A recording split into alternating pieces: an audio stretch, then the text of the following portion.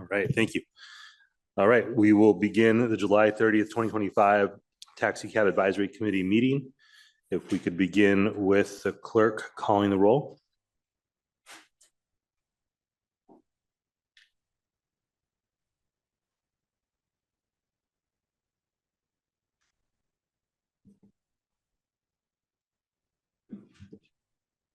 One moment, Chair.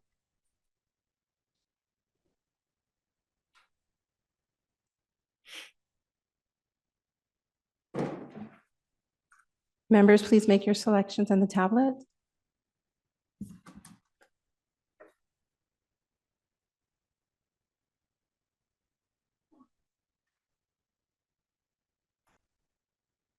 Not cooperating. Chair, we have a quorum. Cancel that. No.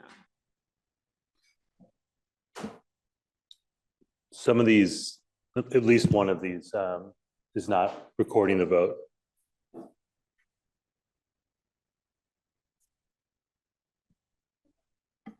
Please make your selections on the tablet.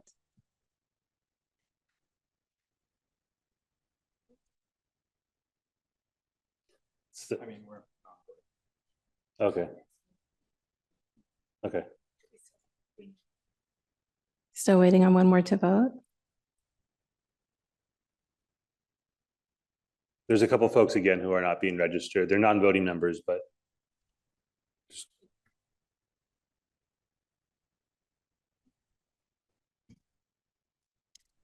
We have a quorum, 9 members present, 6 members absent, and 1 vacancy. all right, thank you. With that, let's move to item 2, which is non-agenda public comment. Do we have any non-agenda public comment today? We do not. Okay, that brings us to item 3, approval of minutes. Do we have a motion to approve the minutes from our May 28th, 2025 meeting? I'll go ahead and make the motion. Is there a second to approve the minutes? Yeah, second. Thank you, Mr. Seifu. We've got a motion and a second. If we'd like to call the vote, please, on any public comment on the minutes? No public comment. Okay. All right, if we could call the vote, please, for the approval of the minutes. Members, please make your selections on the tablet.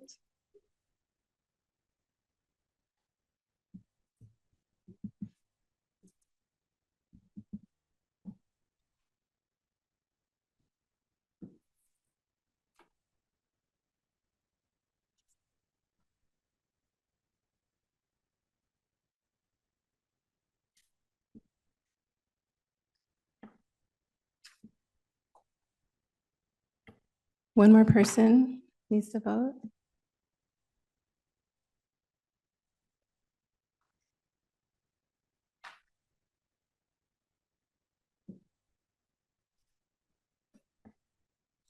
We have 8 yes, 7 not present, and 1 vacancy. Okay, that passes unanimously then. That brings us to item 4, Taxicab Advisory Committee election results. Lenny, I'll pass it to you. Good afternoon, Chair, committee members. Thank you for being present here today. My name is Untitled Chapter, and I am the For-Hire Vehicle Administration Manager. I will be presenting the agenda items for today's meeting, beginning with agenda item number 4, which is the Taxicab Advisory Committee election results.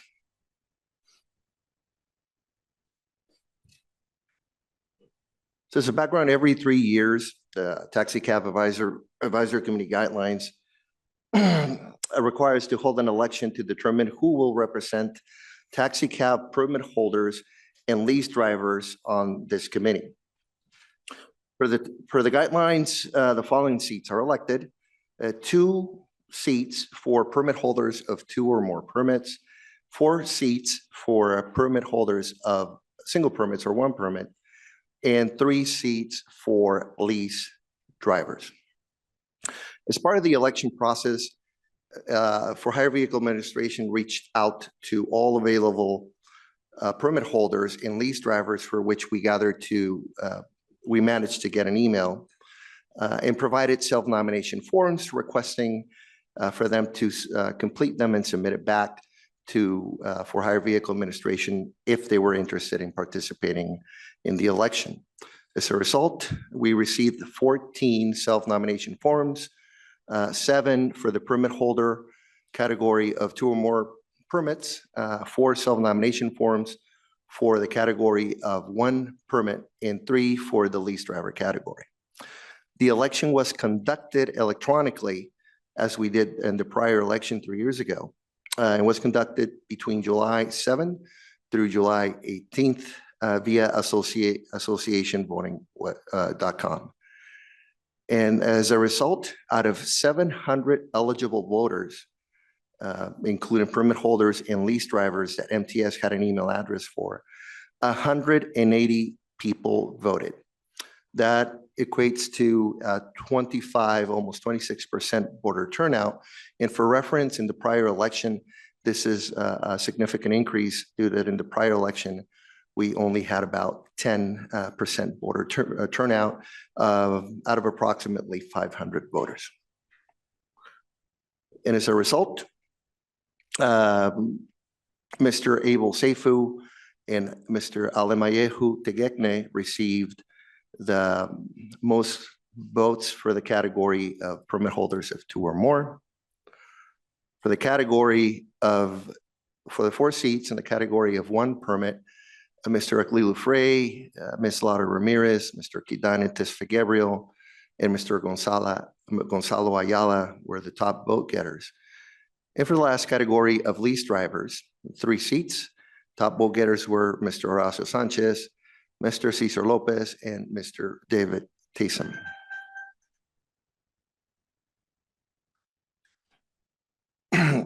Some of the members, unfortunately, are not present today. Maybe they're running a little bit late.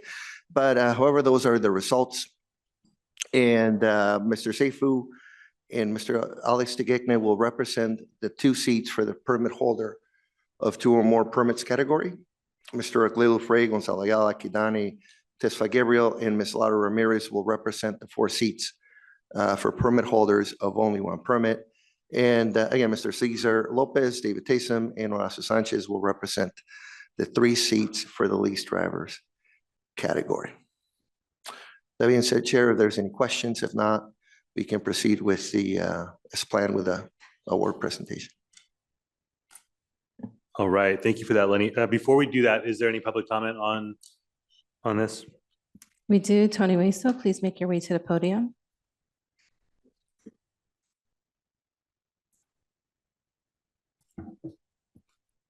Good afternoon, everyone. I specifically came just to make some comments regarding this board that we participate as advisory members. I thought it was relevant at the moment in time because history brings us back to the same conclusion. Back in the 1990s, when Susan Golding was running for mayor, my brother Alfredo Wessel was instrumental in helping support her for her campaign, in which she became mayor to the city of San Diego. And she helped our industry because my brother Alfredo made an intent and participated in helping her in her campaign. And in doing so, Mrs. Golding promised to help our industry collectively, and which she did. So this committee was formed by Susan Golding, and my brother Alfredo Wessel was very instrumental in having this committee formed. I'm bringing it up because it's important, because we're electing a new body of members to this committee. And this committee is the only opportunity that our industry has to have access. Not everybody has this ability to have access to city representatives and to our officials that actually represent us at the regulatory level. So having said that, the responsibility we have as representing our industry is very important, that we articulate ideas that are going to benefit our industry and that we take in mind our customer base and all those that participate, because we're in it together. We can't do it by ourselves. So it's important that we reach out to people. It's a responsibility. It takes a lot of hats, a lot of responsibilities, and I hope we all take them still seriously. Otherwise, we lose this opportunity that took decades to get, and we still are. Still say. Your time has ended. Thank you very much. No more public comments, Chair. All right, thank you. With that, Lenny, did you want to do we'll do the presentation of the certificates? Is that how you'd like to proceed? Yes, Chair. Okay, Yes, so I'm going to move over to the podium. We're going to recognize some folks for their service on the advisory committee, and then welcome our new members as well. Before I do that, I want to welcome the new folks and say thank you for your service generally. Just for the folks who are here, I appreciate the opportunity to be here in this capacity for a few different reasons. One, representing the community that I do. District 9 in the city of San Diego, we know that taxi drivers are an important part of that community, in particular in City Heights, but across the district. But I also think that a lot of the challenges that you're facing are challenges that working folks in San Diego are struggling with. And in certain ways, the taxicab industry and the drivers in particular have been amongst the first to feel some of the impacts of some very significant changes that we've seen in our economy over the last 15 to 20 years. The way that technology is aggressively working to upend the economy and make things much more challenging for working class folks like yourself. So, excuse me, working class folks like many of those who drive our taxi cabs. So I appreciate the space. I appreciate the ability to serve alongside you all. I want to say thank you again to the folks who have been serving here and the folks who are joining, and we'll take a moment now to recognize folks individually.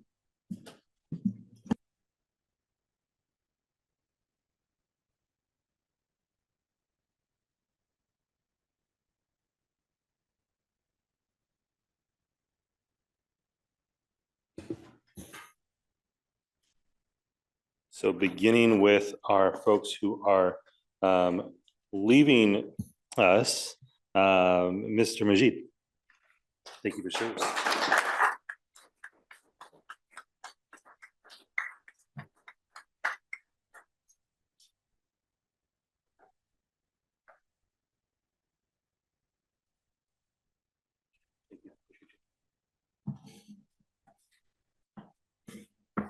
Mr. Wesa.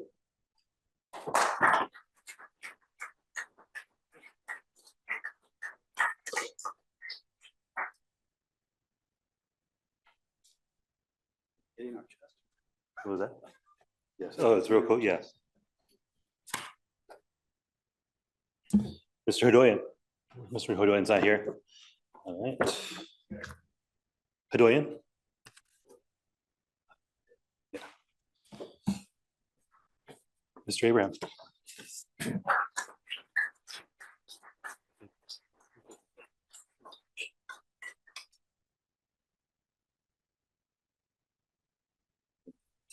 Thank you. Am I missing anyone? Lenny, who's here? Oh, Mr. Banks. I didn't see you in the back.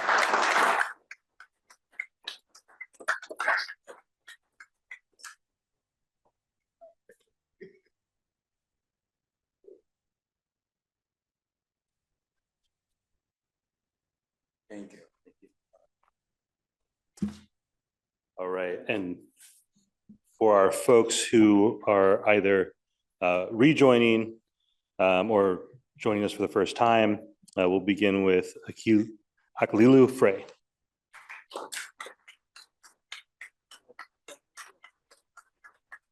Thank you.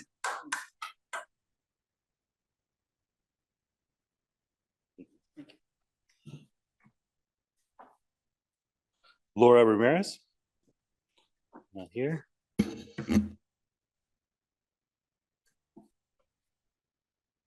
Alex Tagigne.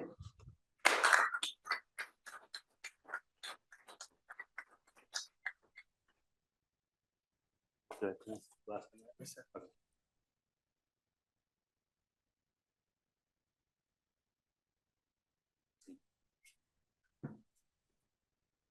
Mr. Seifu.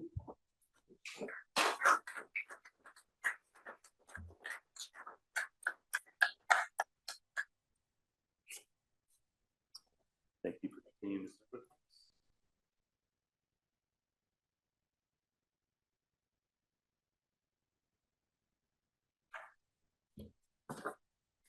Mr. Taysom's not here.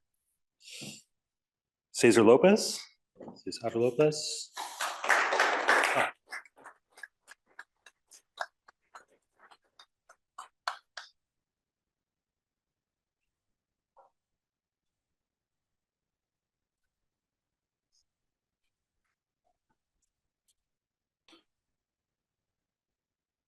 And Mr. Sanchez.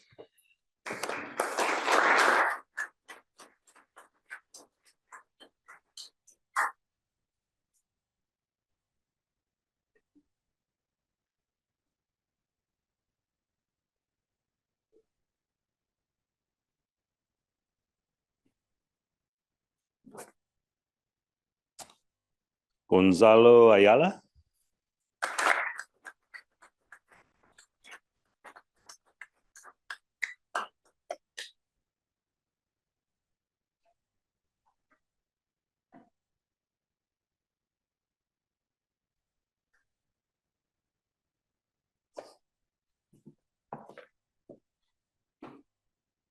And Kadane Tesfa Gabriel. Not here. All right. Thank you again to everyone who did serve and who's joining us now. Do truly appreciate your service on this committee.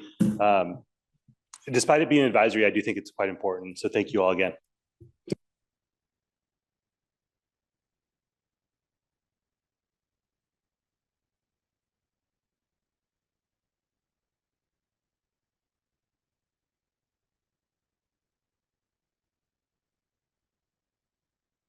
Open it up to see if there's anyone who'd like to, from the committee who'd like to make any additional comments. All right. No need to. With that, let's move to agenda item 5. Proposed revisions to Taxicab Advisory Committee guidelines. Lenny, take it away. Thank you, Chair. I'll move here, see if I can get some help with the clicker here. There it is. Agenda item number 5. Sorry about that. Proposed revisions to the Taxicab Advisory Committee guidelines.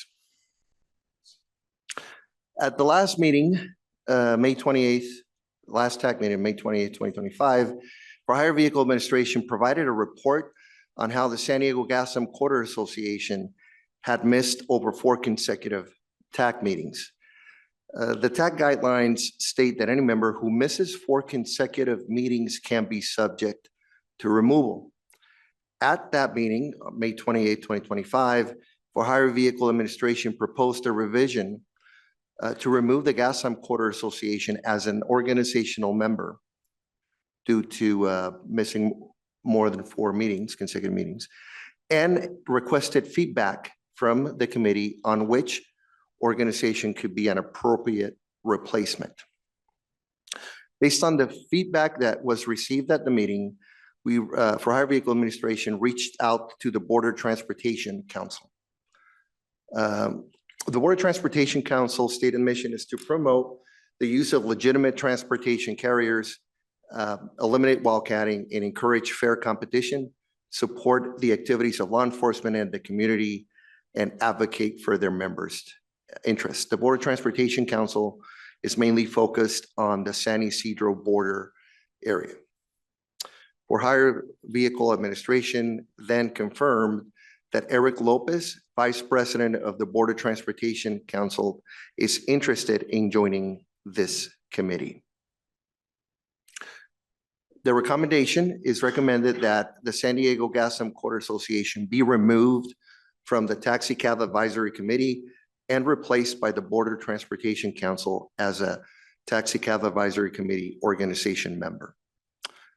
Upon the approval to appoint the Border Transportation Council as a replacement for the Gas and Motor Association, a proposal to amend the Taxicab Advisory Committee guidelines will be presented to the board, to the MTS Board of Directors at the September 11, 2025 meeting for final approval.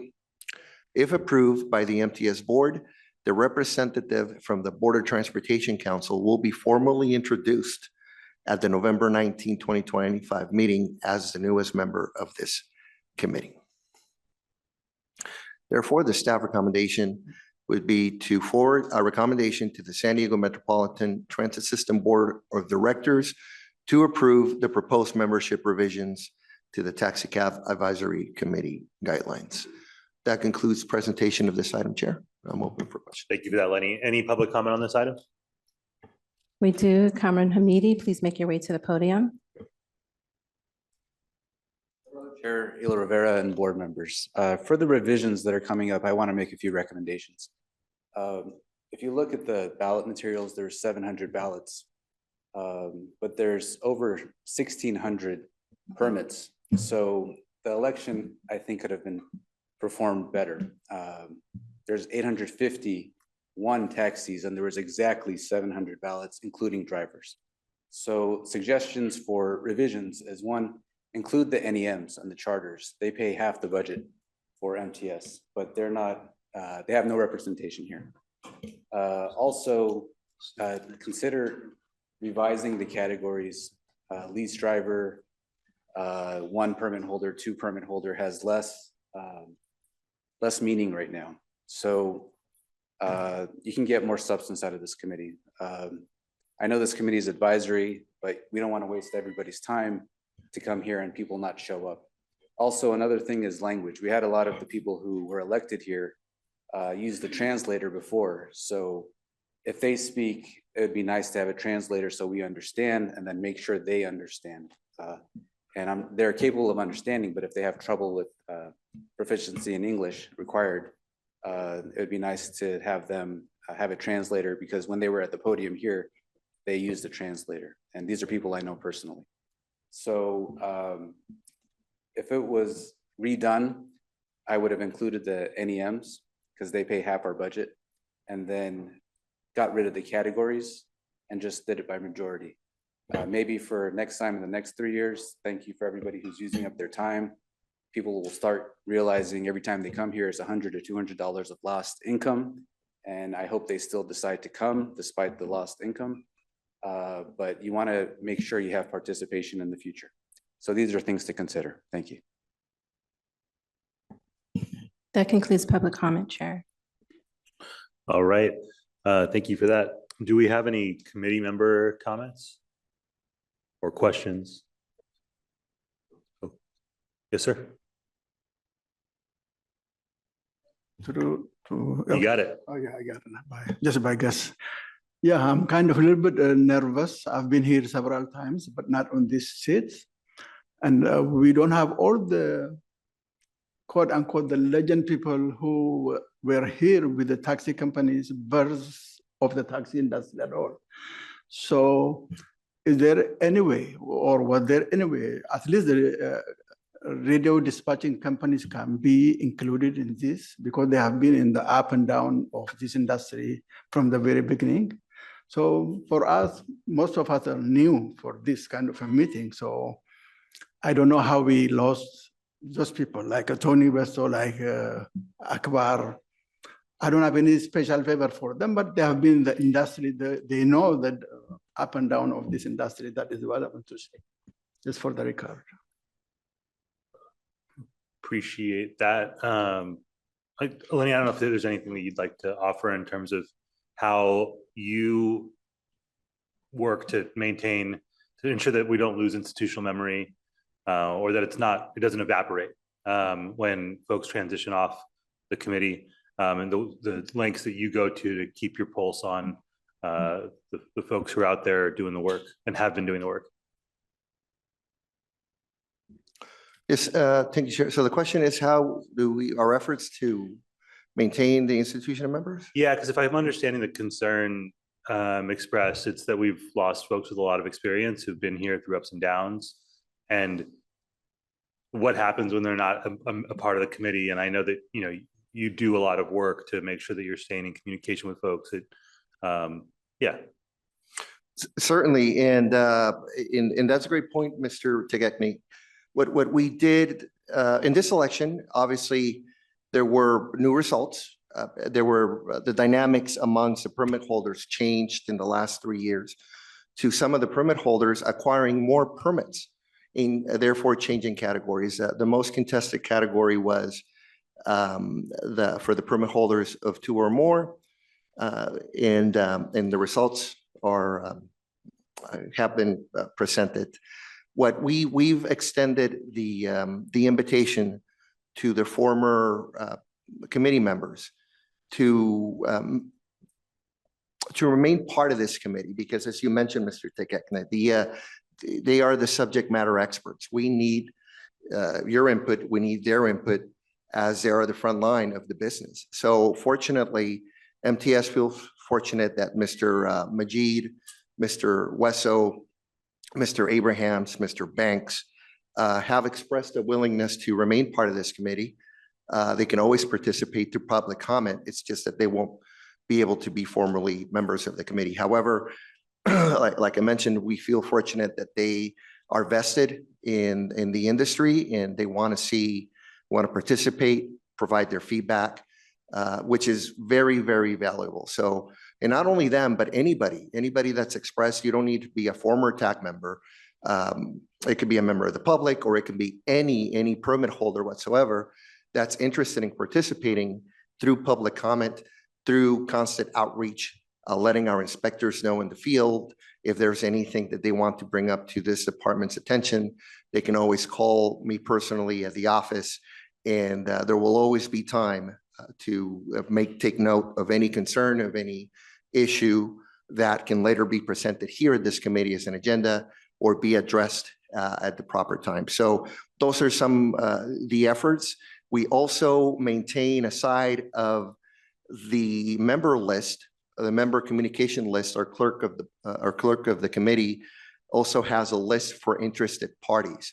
So anybody that wants to remain involved in all Taxicab committee communications, all they have to do is let us know, and we will communicate with them. We will send them the agenda separately aside of posting it in our website.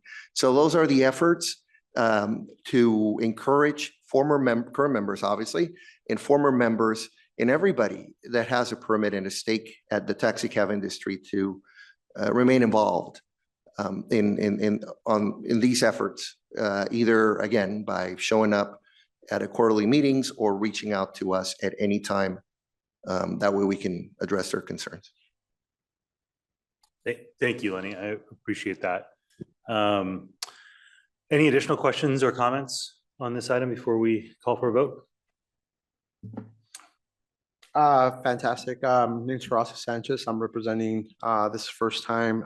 Very excited to be part of the group. Been at this meetings for about 1.5 years already. A lot of knowledge is shared here. And just wanted to make a quick comment that I definitely best interest at heart is drivers. Became a driver just to see what everybody goes through. Have a lot of feedback and knowledge on the subject matter as well. And very excited, and want to represent the seat with honor and integrity. And looking forward to meeting and being a champion for the drivers' rights. All right. Thank you, sir. Seeing, yeah. Thank you for giving me this opportunity. As we said in the past, the drivers right now are looking for new change, and the dynamic is changing big time. And I know we have some people from the past that were sitting in this chair, and because of what the driver were asking, they're looking for new faces. They want to look for new votes. And now that's why we ended up like this. And moving forward, I think the radio companies also need to look what the drivers are looking for exactly. Because if you see right now, we have a new tech companies like Flywheel, that the majority of the driver joined this group because of the business. And that tells you that the drivers are moving to a different direction than 10, 20 years ago. So this has to be considered also. We have to see what the drivers are asking. Because right now we have a tough competition out there. And if we're gonna keep the legacy, then it's gonna be a problem. Because we are losing business big time. So I think we have to see the current situation, what's facts on the ground has to be also looked at before we make any changes. Thank you. Thank you. All right. With that, we kind of got some item 4 comments and some item 5 comments. Let's go ahead and call for a vote. If you'd like to, clerk, if you'd like to call for the vote on the system, please.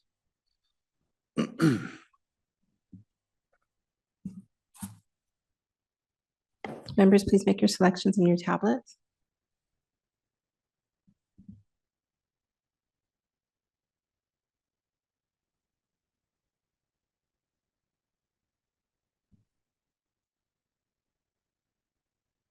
One more person. Thank you. We have 9 members that voted yes, 1 member that voted no, 4 members absent, 1 vacancy. All right. Thank you so much. That brings us to item 6, Wildcatter enforcement update. Lenny?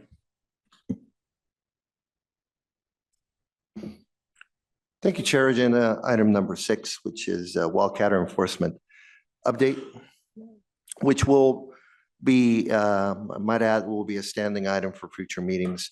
This committee has received various comments on the wildcatting activity, various comments and concerns on wildcatting activity takes place into San Ysidro and Otay border areas. And at the direction of our chair, we will be providing an update on future meetings on any enforcement updates. And the latest update is that on July 21st, the California Public Utilities Commission and the San Diego Police Department conducted an operation targeting wildcatters at the San Ysidro area. As a result, 1 sport utility vehicle was impounded and several wildcatters' vehicle information was obtained. The California Public Utilities Commission and San Diego Police Department plan to increase the frequency of wildcatting operations in the San Ysidro and Otay Mesa areas. And I might add that this is the first enforcement operation that has come into fruition with a result of a vehicle impound, which from what we've seen has had an impact at the San Ysidro border with wildcatter activity and them being displaced to other areas based on the possible impound of their vehicles. As far as MTS role on the upcoming enforcement efforts, MTS will continue our efforts against wildcatting by collaborating with law enforcement, public officials, and other stakeholders to deter wildcatting activity. I am responsible for coordinating such meetings or such updates amongst participant law enforcement agencies and public officials that include Assembly Members Alvarez, staff, the City of San Diego staff of Council District 8, I believe, and Council District 9, and every other stakeholder that has a capacity to provide enforcement efforts being led by the San Diego County District Attorney. We have offered to participate and coordinate targeted enforcement operations between these agencies against wildcatters and maintain records of results to evaluate enforcement strategies. And the purpose of that is, again, to reconvene at some point and share that information amongst the law enforcement agencies to evaluate the effectiveness of those targeted efforts or to evaluate the strategies. They are the experts. This is a public safety issue, and therefore we need to make data-driven decisions. We offered to maintain those records as far as the results of those strategies, and we are coordinating with those agencies to obtain them and maintain those records. MTS will also continue to expose and report wildcatting activity, maintaining contact with taxi drivers on reporting wildcatting activities. Our inspectors regularly meet with them and they get information on wildcatting activity. Some drivers it even gave us a packet of pictures and documentation that they themselves take of those wildcatters. And what we do is that we hand them to law enforcement for their review. We also make wildcatting enforcement updates as a standing information items for future TAC meetings, as I mentioned earlier. And we currently maintain and update our Say No to Wildcatters webpage, which includes information on wildcatter, what wildcatting is, advisories for the public to use regulated transportation. We also continue to research and development of enforcement strategies targeting wildcattings. We're currently conducting ongoing research on how other transportation regulatory and law enforcement agencies deal with illegal for hire transportation in their jurisdictions. For now, we keep recommending the city of San Diego enforce strict parking curve enforcement as the most appropriate response to displace wildcatters from the street side staging location. We will continue to recommend that to San Diego, the city of San Diego, as the most effective and practical method of enforcing. And there are some concerns with staffing and budget issues. However, that we believe is the main enforcement tool that would give an effective result. And lastly, we collaborate with the district attorney on their recommendation to explore possible development of codes or ordinances that could assist with enforcement as well as vehicle impound procedures. If you impound the vehicle, then you take away the method of that illegal activity. We believe that is an effective enforcement tool. That concludes presentation of this wildcatting update. Chair, I'm open to any questions. Thank you so much, not just for the presentation, Lenny, but for all the work on this. Do we have any public comment? We do not. Okay. Are there any committee member questions or comments for Lenny or for the committee as a whole? All right. Well, Lenny, thank you again. I know this has been a topic of conversation for quite some time now. And do really appreciate the work that you've done with our office, with other governmental partners, and the drivers. I also want to recognize the problem hasn't gone away. This is in no way talking about what we've done in no way diminishes the struggles that folks are going through on a day-to-day basis and the fears that they have about what they're going to encounter in terms of wildcatters. But I also do think it's important to recognize the work and that there are steps being taken in order to address the issue. So thank you for that, Lenny. Really appreciate it. Next up, we've got item 7, our driver recognition program. Lenny, back to you. Thank you for your kind words, Chair. Driver recognition program, agenda item number 7. For Hire Vehicle Administration consulted with various peer regulatory agencies on similar driver recognition programs. The purpose of this program is to recognize those drivers who excel on customer service, courtesy, professionalism, and compliance of regulations. As this committee knows, we usually cover, we'll all cover in the next agenda item, complaints of the industry that our department usually receives and investigates. But we also receive a consistent number of passenger compliments, and we believe that those drivers who excel in their profession should be recognized. And that is the purpose of the development of this driver recognition program. And we are developing the program to recognize 2 drivers recipients. 1 driver from either taxicab, jitneys, or low-speed vehicle category. and one from the non-emergency medical and charter vehicle category. Although the requirements are the same in terms of having to have a sheriff ID. I'll go over the criteria. The essence is also the same, providing courtesy, professionalism, and compliance to their passengers. The objective of the program will be to recognize the drivers of all our modes, taxicab, jitney, low speed, and non-emergency and charter, who demonstrate excellence in customer service, courtesy, and professionalism. The scope of the driver recognition program will cover all drivers of MTS permitted vehicles. To be eligible, the driver must have a valid sheriff's driver ID card in the prior 12 months of the award date. Also, the driver must not have been subject to any type of disciplinary action, such as a violation, a notice to appear, an administrative report, or a passenger complaint that has been found to be sustained by for hire vehicle administration or the sheriff's licensing in the prior 12 months of the award date. For the nomination and selection process, drivers will be nominated and selected based on the following criteria. The driver compliments that are received by for hire vehicle administration. So we keep a record of all those driver compliments as well as complaints. But for the purpose of the driver recognition program, we'll be keeping the compliments separate.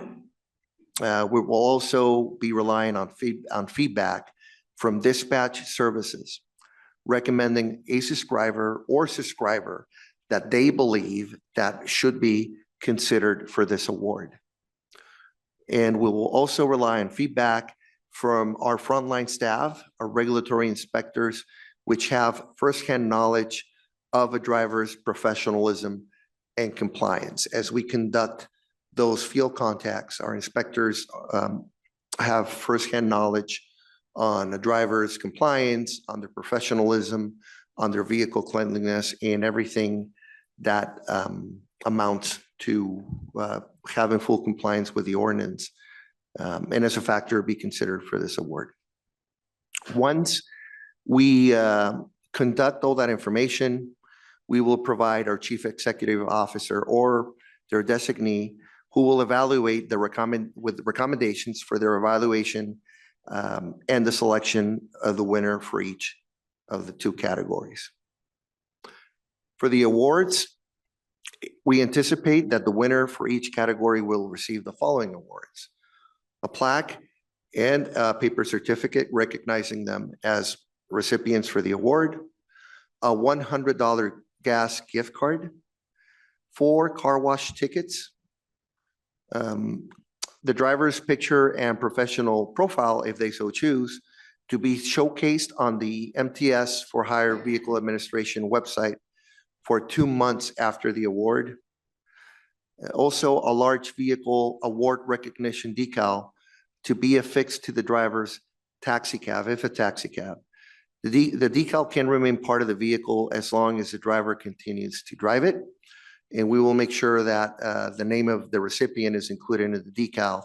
That way, if that person is not driving that vehicle at the time, it could also be removed, as the decals may be magnetic. MTS will also provide him with promotional merchandise. And the Sheriff's Department has also agreed to waive their ID renewal waiver, which I believe is it's $54. Thank you. $44. Thank you, Jessica. At $44. Thank you for that. For the promotion and award ceremony, we are promoting the award program at driver safety training sessions that are provided by our staff. We will also promote the awards in the ceremony on our website and also at future TAC meetings. For Hire Vehicle Administration, we'll request all dispatch services to assist with that, and all NEMT and charter companies to promote the award program internally to all their subscribers and all of their drivers. For hire vehicle administration will also notify the award winners via email once the CEO decides who will be the recipient, and request their presence at the designated time and date for the TAC meeting while they will be presented with the award. It is anticipated at this time that the chair of the Taxicab Advisory Committee will present the award at the third Taxicab Advisory Committee meeting of the year, usually around July 2026. By then, we will have the results. That concludes the agenda, Chair, and I'm open for any questions. All right, thank you, Lenny. Do we have any public comment on this item? We do not. All right. I'll open it up to any questions or comments from the committee members. I'll actually just jump in and start. Thank you for bringing this forward. I think it's great to have a program in place to recognize the good work that drivers are doing. I have one question. This might be silly, and there's probably a very obvious answer to this. The decal, why only for large vehicles? Why only for large vehicles? For large vehicles, The decal. it would be for any vehicle. Oh, okay. The way I read that, No, the decal itself will be large in size. So Got it it. could be Okay, distinctive okay. for the vehicles, yes. got it. Okay. So it was a silly question. That makes way more sense. So yeah, thank you for this, Lenny. I look forward to seeing this roll out and see drivers get recognition for the good work they're doing, and seeing no additional questions or comments about that. If anyone has feedback for you after this meeting, they just contact you directly in terms of what that might. Absolutely, Okay. absolutely. Like with all the items, with all the topics, they can contact our office directly at any time. Oh, yeah. It's okay to chime in. So I agree with you. I love this. The positive recognition I think is amazing. And we have a lot of drivers coming into the sheriff's office that have great attitudes, and I love that they're being recognized for that. My concern, I guess I do have a concern, is for the taxi drivers, they're paying for themselves versus the non-emergency medical drivers are typically their renewal fees and things are paid for by the company, right? They're driving a company vehicle. So my only concern is just the awards that they're giving, which are great, are not necessarily for the PT drivers going to the driver themselves, if that makes sense. Like the car wash tickets, and great, if you own that taxi cab, that's yours, and that saves money from your pocket. For the PT drivers, they're probably not paying for that car wash to begin with. So maybe we can brainstorm something a little more specific to the PT drivers for them, versus covering the company basically benefits from their driver being recognized, but the driver themselves wouldn't necessarily, I think, get the fruits of the recognition. Thank you, Jessica. And we have no stipulations as far as how the drivers would need to, are required to spend the gas and the car wash, right? So it is the intent, obviously, that, some of the drivers that are out there, utilizing gas in their taxi cabs, but you're right, that's not the case with an EMT. So we can certainly fine tune it if that's the case, but I just want to mention that though, for the car wash tickets and the gas cards, we wouldn't necessarily be requiring that they're utilized on those. You're entirely right, and that's kind of silly. I guess they could use it on their personal cars, so never mind. But we can always, like Chair mentioned, if there's any ideas from this committee, please reach out to us. This is just a proposal at this time, and we're always looking to make it better. It's a start. Our great drivers need to be recognized, and that's what we're striving for. So I look forward, Chair, to any feedback that might come up in the next weeks. That way we can incorporate it. Great. If needed. Thank you, Lenny. And for anyone who does want to make a question, has a question or wants to make a comment on any of the items, if you hit the button, I'll see the mic light up, and I'm able to call on you. Realize that some of you have not worked with the system before. All right, so that's the end of item 7, as it's only an informational item and no vote is required. That brings us to item 8. Lenny? Thank you, Chair. Agenda item number 8, which is our for-hire vehicle administration operations update. To remind again, everybody in the committee, all our permit holders, all of our lease drivers, or any one member of the public that wants to do business or that's currently doing business with MTS, is that email is the primary method of communication for all purposes, for invoicing, for industry notifications, for email blast, every purpose that for hire vehicle administration would have to conduct business with our permit holders or stakeholders will be through primary email. We emphasize this because many of our permit holders state that they don't receive emails. And for that, we require that permit holders clear their filters for any email that comes from the MTS domain, for permit holders to check their spam or junk folders for our communications. That way they don't miss anything that MTS sends out. And also, whenever they change, there is a change in their email address, to notify us. It's free of charge, but we do need to notify, they are required by the ordinance to provide MTS with notification of any, their business address, their phone number, in this case, most importantly, their email. It does happen a lot where right, Gonzalo, it happened where there are changes to some of the permit holders' emails. We require and we request that we receive notification free of charge. There is an address notification form that is available, but we understand sometimes people are busy, but we do require at least an email or even verbal, but we want to update, we need to update our databases. That way we don't miss communications. Also, our staff is available by appointment only. All calls and emails are returned by the next business day.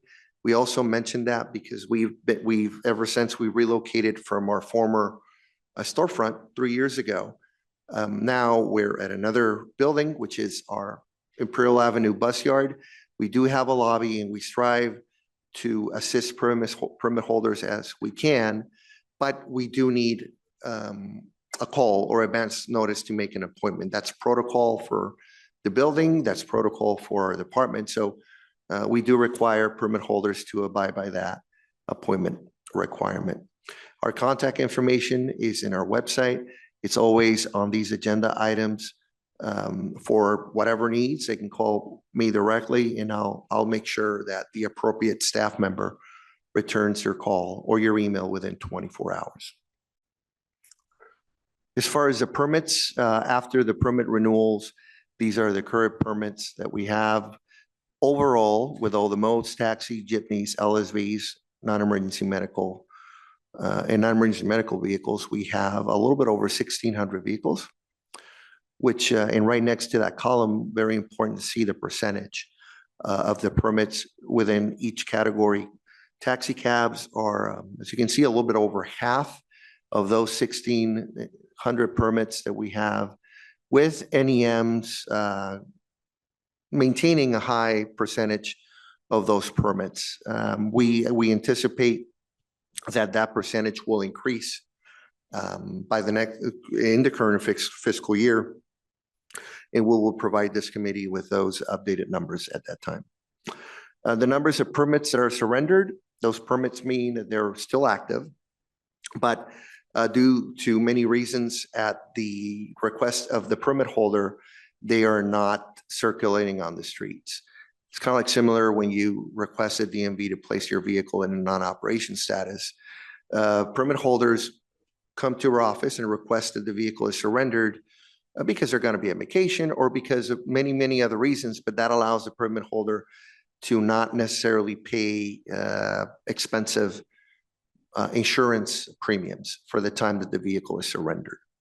And the percentage of all those vehicles, it's 8% over the overall fleet.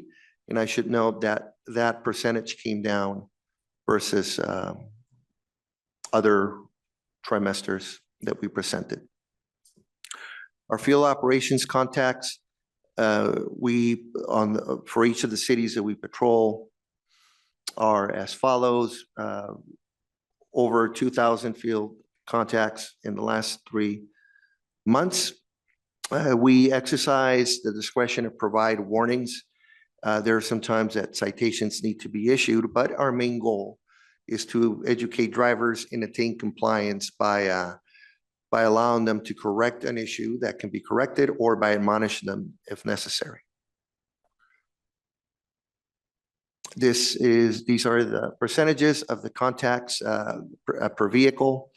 I should know that the majority of the taxis operate at the airport, but anywhere where within the cities that we regulate, where there is a taxicab stand or a business center where taxicabs congregate, our inspectors will conduct those random inspections, as well as with the NEM charters, which conduct business in many outpatient clinics. This is a breakdown of the warnings that were issued and the reasons for which they were issued. Our drivers that do not have a sheriff ID, we do keep track of those warnings. We advise them to make a meeting as soon as possible with the San Diego Sheriff's Department, which is very accommodating for those needs. And if they're discovered again with not having a sheriff ID, within a reasonable time, then they may be issued a citation. Another update was the airport fee adjustment that was approved by the San Diego Regional Airport Authority on June 5th, raising the airport fee from $2.98 to $3.56. This does not happen that often. I believe the last time the airport raised their fee was, I think, like 5 years ago. But whenever that happens, it is MTS's responsibility to make sure that those fares displayed at the taximeter are consistent with the maximum rates of fare, or in this case, with what the airport has approved. We verified that the new airport rates were programmed into the taximeters. And then the three new rate stickers were placed inside the taxicabs, 2 on the rear door windows and 1 on the front dashboard. And the purpose of those stickers is to provide transparency and transparency to a passenger that they will be charged this airport fee at the end of the trip. It is important to note that per MTS and the airport regulations, the airport rate stickers must be displayed to passengers. What this means is that if those stickers are missing, for whatever reason, many drivers claim that the passengers rip them apart from the windows, but we do require and request the drivers to make sure that all required stickers are placed in their vehicle. If they're not, please give us a call. I think they can also reach out to the airport ATO staff. That way we can affix those stickers and everybody stays out of trouble. Any taxi cab that does not display the rate stickers may be taken out of service by MTS or the airport.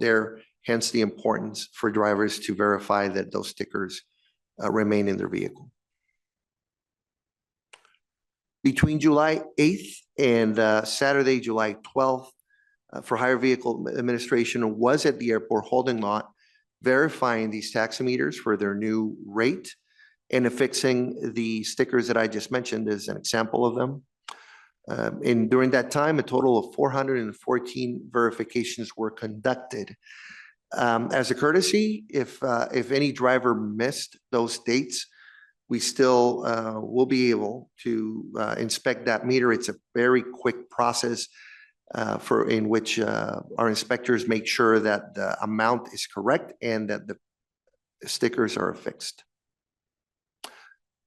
There's a comparison between the customer feedback cases from the last trimester between the prior trimester, January and March, and the data received and compiled for April and June. They remain consistent. I am glad to report that our compliments went up, further strengthening our resolve for a good driver recognition program. And that's the only bar that we want to see go up, as we would wish that all the other ones would go down. The second one, as far as complaints, involved rude behavior. And when we get to read or hear the passengers' complaints, it's very disheartening to see that the rude behavior of any particular driver undermines the good behavior for which we receive compliments. This is a service industry. During our training program, we emphasize that customer service and courtesy must be displayed as drivers in order to keep the industry afloat. I can say that many of these complaints end with a statement with that passenger will never take a taxi cab ride again. And that is hard to hear, and I wish we can all work collectively to turn that trend. And finally, this is the chart for the airport trips between January and May, and I want to thank the airport, Mike and Mary, for always providing me with this information, very important to present to this committee. And the trend continues where TNCs keep getting more market share from the ground transportation trips for the airport, remaining somehow stable. But then again, the taxi trips also remaining somehow stable. Many factors have to do with this, but that's the current number provided by the airport. And that concludes agenda number 8, Chair. I'm open for any questions or comments. Thank you so much, Lenny. Any public comment on this item? No public comment. All right. Are there any committee member questions or comments here? Yes, Yes, sir. Just by looking at page 11 from the slide, I'm sure this committee should be surprised how we are surviving, even to support our families. This is just a sign where a taxi cab is going, from where to where. And is there anything this committee can do for us, especially when you think about raising a rate? That is like just adding a nail to our coffin. We don't need it. But always this thing come, and when we try to challenge it, or we are using the consumer price index, but you can have it for free. But if I make my fare $2 and the rest did not, I don't have any way to select a customer to come to me. So by just increasing the rate at the airport or on general, it is not helping us. So if you can communicate and at least discuss before you come to that kind of decision, that will be very helpful. So taxi wait at the airport is 6 to 8 hours. And I have a record of 10 hours even, which means one taxi is one fare per day. And we come from Santee, from El Cajon City, 11 miles to come to the airport. And our fare is across the street to Sheraton, like 0.8 miles. And all these things should be into consideration. And we support a family. We have 3, 4, 5 children in back of us, including our wife. So please think something for us also, where this company can, this industry can survive. It's very scary the way we are going right now, just from looking at this chart. And thank you again. Thank you. I was waiting for this chapter to close, but I want to support Alex's idea. We had this discussion May 5, 2024 with this group, and there was an item, the flat rate, that was we were discussing, and I don't know what happened, the progress. And it is a problem right now. You say the majority of the drivers are rude behaviors. As Alex said, you just wait 5, 6 hours. You have a customer going to 2 miles, and there is a high expectation. We're always looking for a long ride, but in most cases that doesn't happen. Then it's human personality. The personality might change. So now our rates of fare is really high. We're paying what, $4 a mile. And I did bring this discussion by email and also in the meeting.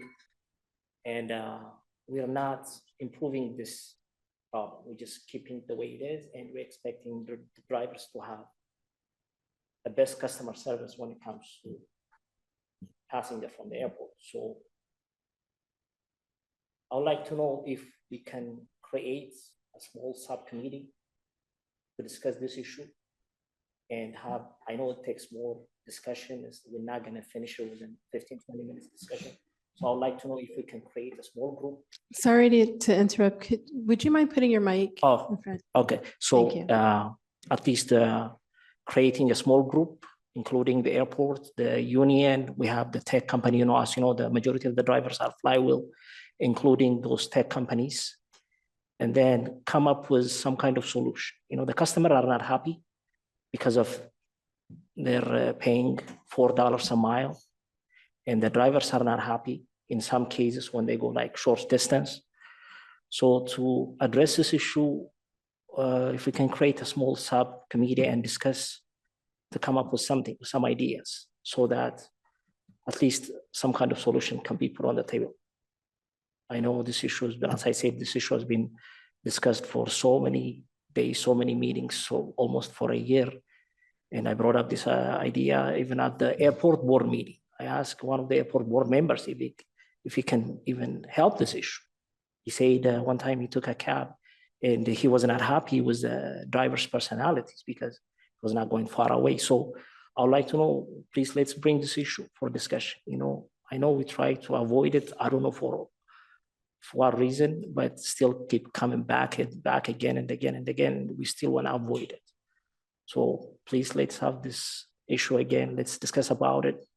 And I know we're not going to be a perfect solution, but some kind of solution. And I'm not saying let's have something, but some kind of way to resolve this issue. I had a discussion with Hazar Rasho if they can also bring other cities what they're doing, so we can have again looking for a solution.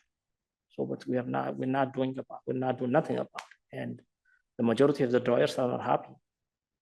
So please, let's have this issue to table it and discuss it. And as I said, let's create a subcommittee and let's have a big discussion. It's a big issue. There was a paper that I saw maybe a week ago. They were discussing about how the passenger was so disgusted about what the price they see on the meter.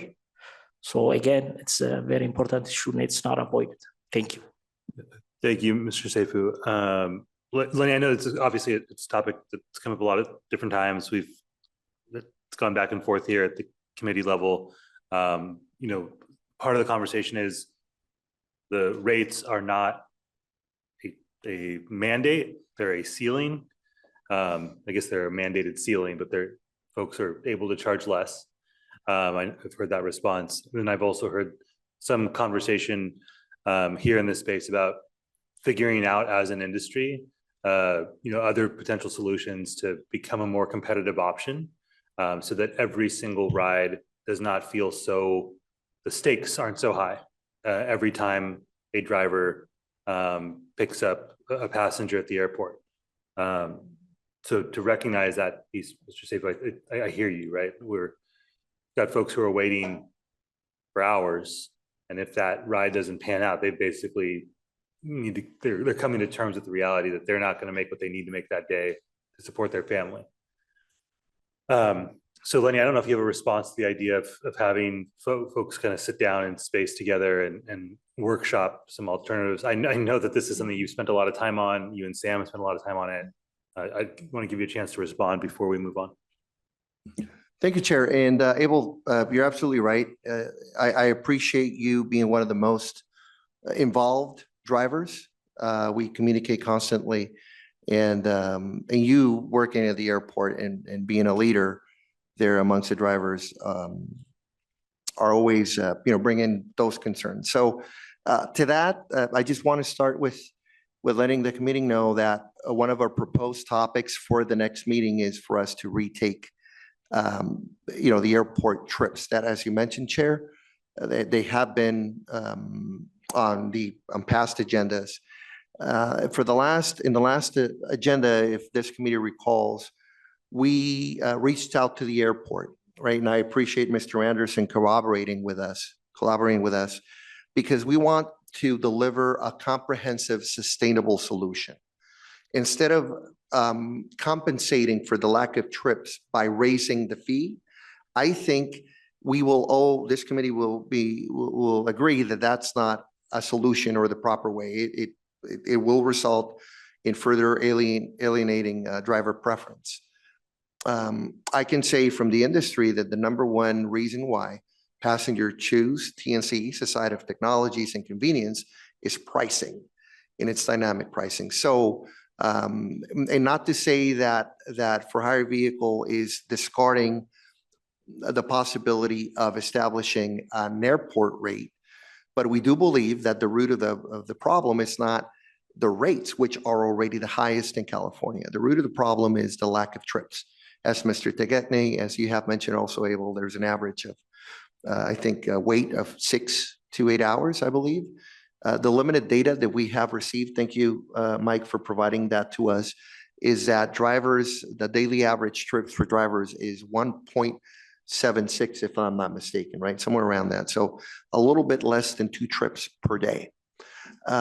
We are collaborating with the airport to see what other methods can be implemented at the airport level in terms of reestablishing a cap, reestablishing a permit system that would limit certain drivers to work on certain days. We also want to find out what LA is doing. A former member requested that information. I reached out to LAX. Maybe, Mike, you can give me a hand just to see how they're doing it over there.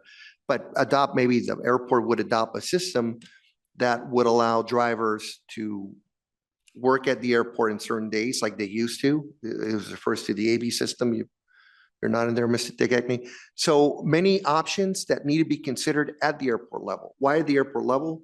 Because, as you mentioned, that's where the problem originates. 85%, a little bit over 85% of our permits also operate at the airport. They also have a ground transportation permit.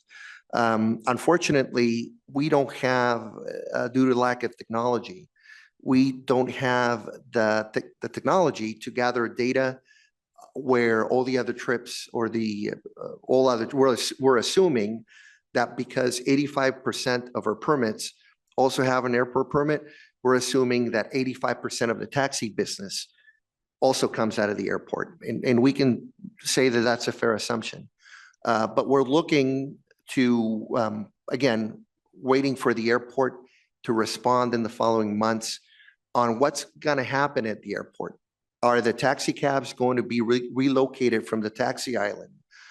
That's a trend that's been happening in other airports in the United States, where the taxi staging location is removed from their traditional spot and given to other transportation modes. That has a great effect into consumer preference and passengers that are looking to get home as quickly as they can. So once we receive those responses from the airport, we will present them at the next committee meeting, and then at this level, Abel, we can discuss it. This is a very straightforward issue that involves airport measures to increase or see to see how they would affect the number of trips that are generated, which is the core issue. And then we could consider, the committee can consider, and MTS collectively, we can consider if it is proper to come up with to increase or to develop an airport fee that more than likely will be higher than the maximum rate of fare. So those are the key issues. We could establish, Abel, a subcommittee, but we will be discussing the same issues that I'm mentioning right now and the same issues that we've discussed in prior meetings. I believe that the most effective way is to wait for the airport to provide us with those answers, discuss them in this committee, and then at any time, you and anybody from this committee or any driver can come to my office. We can sit down and discuss it at that level. I think that's the most effective way to tackle this problem and to come up with a good solution. a sustainable solution that won't necessarily result in a negative impact to the passenger, that could see this chart in the blue, taxi trips further diminish. I don't think anybody wants that. MTS does not want it. The airport doesn't want it. Certainly this committee does not want it. So that is why we need to see what the airport can do, what technology can do to implement this solution, and go from there.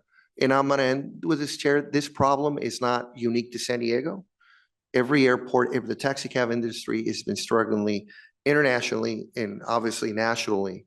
It's also a trend that the majority of the taxi business originates from the airport. The unique factor for us in this city is that the airport, our main airport, is within 5 miles of the downtown area. That's what makes this conversation unique, but that doesn't mean that we can come up with an optimal solution at some point. I hope I provided some context, Chair. Yeah, for sure. And Mr. Seifu, I'll give you an opportunity to respond quickly, but I also want to make sure we get to the agenda and it doesn't become a prolonged back and forth. Okay, just want to say, this thing that been started May 5. I just wrote down the day, May 5, almost a year ago. Now we're what, in July, almost August. It's almost a year. And I haven't seen any progress made on this issue. And instead of waiting for the airport to come up with a solution, why we don't table some solution and let the airport respond to it? Instead of other agencies, why not us come up with a solution? I think that's fair. And I think I'm going to channel Peter Zicci right now and say that there is the opportunity for folks to do that. And certainly there's a role to play for MTS, and we can be, the agency can act as a liaison, right, to the airport. We have representation from the airport here at this committee. And I think that there are opportunities outside this meeting for folks to put their heads together and think of ways that some progress can be made on this front.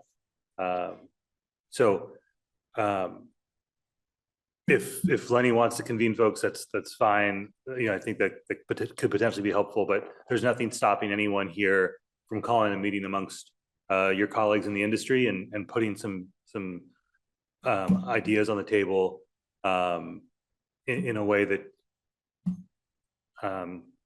works in a way that might work for you all, and you can get a more exact response from the airport, from MTS, to see whether or not it's feasible, whether it's legal.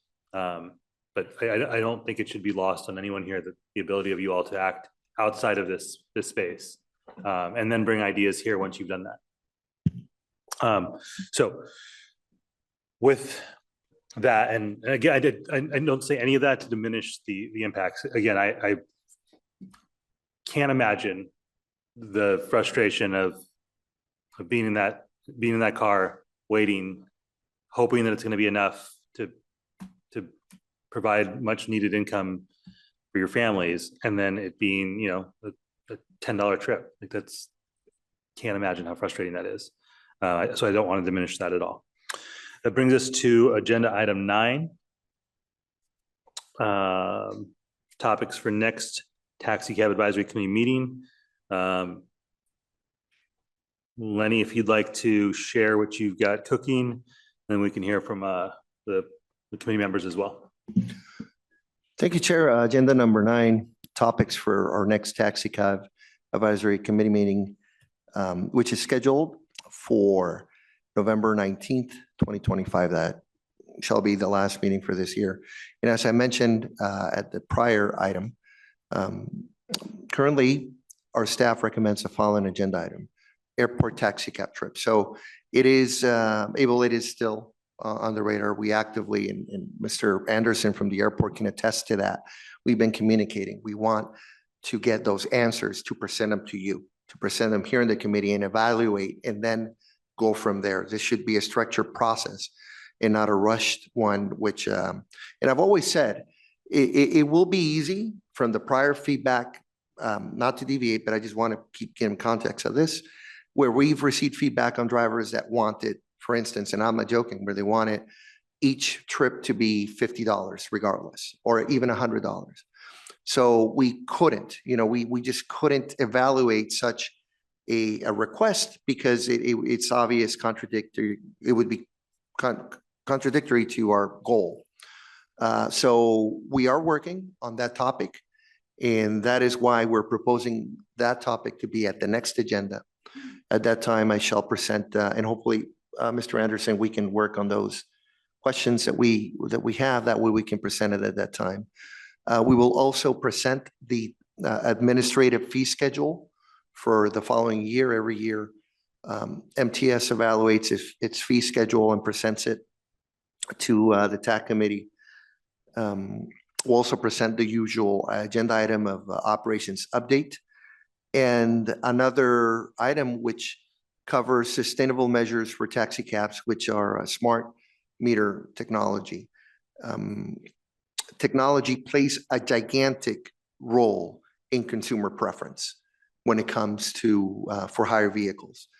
And it is without a doubt one of the main reasons why passengers, the majority of passengers, elect to take a transportation network company, Uber or Lyft, because of the technology features that they have that unfortunately taxicabs don't have at that point. But we are coming. There are some technology advancements in the taxicab industry that we're researching and that we want to present to the committee and see how we can leverage that technology to implement a possible airport trip at some point, if that is the route that we want to take, to see how that technology can potentially increase passenger trips, which is the main, the cost of the problem that we're discussing. So we will present, we're proposing to present an agenda item on smart meter technology for the next meeting. And of course, if any member has a suggestion, please reach out to me, give me a call, email me on any topic that you wish to cover, and we will consider it for the agenda for the next meeting.